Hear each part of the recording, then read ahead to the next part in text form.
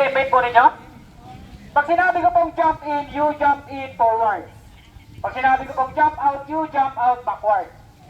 Siyempre po, hawak yung balikat ng teammate nyo para makita ng mga naka-grade po kung sinong team yung madali makasunod sa instruction natin at para maraman din ninyo kung sino sa teammate nyo yung nagdadalawang isip. Okay po? Okay, hawak po sa balikat. Ready na po? Okay. Say what I say, do what I say, jump in! Ayan, mas maganda po kung muna yung sinasabi ko, sasabihin din po ninyo. Ulit po ulit. Say what I say, do what I say, jump in! Jump in! Ayan, hindi maluwag na doon sa lugod.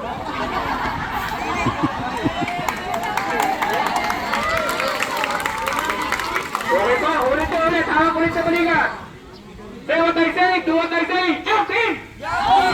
Jump out! Jump in! Jump in!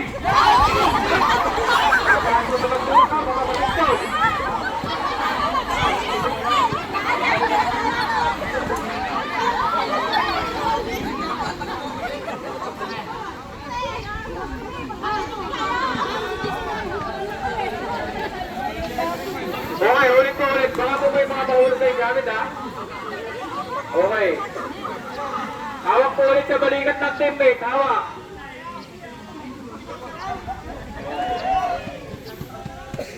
Okay, hawak ulit sa balikat. Say what I say, do what I say. Jump out! Jump out! Jump in! Jump in! Jump right! Jump right! Jump right!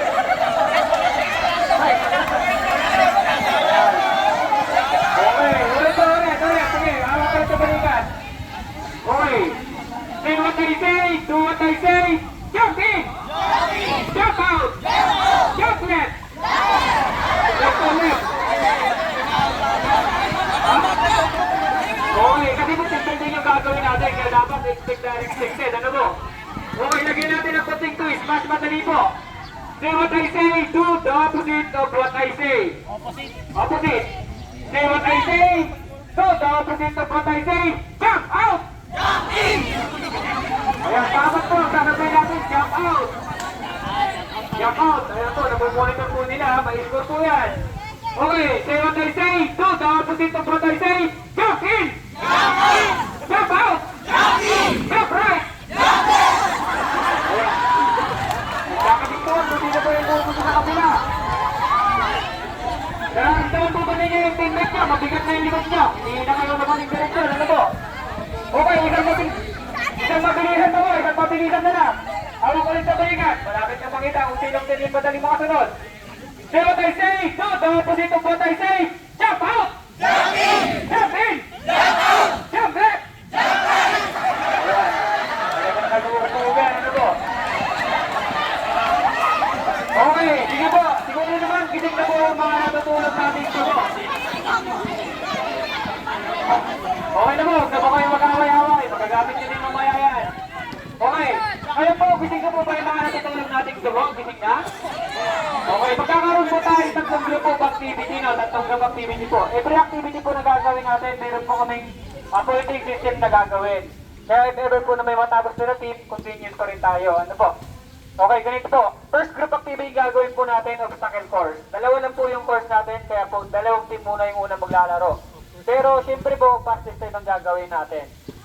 Ano po? Oras po yung labanan natin. Okay, dahil po nandiyan na yung pink tsaka yung green, sila na po yung unang maglalaban. Bale, 22 po, ano mo? 22? 22 po, kaya naman mga bunang 22 participants bawat team. 22. Ayan. Kaya po ba? Bago natin simulan. 20.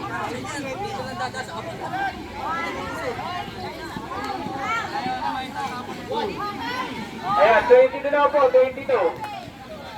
Dapat po, 22 yung unang dalawang team. At the rest po, lahat na maglalaro 22 na base ni Pat. Kasi po, oras ang bigay labanan natin.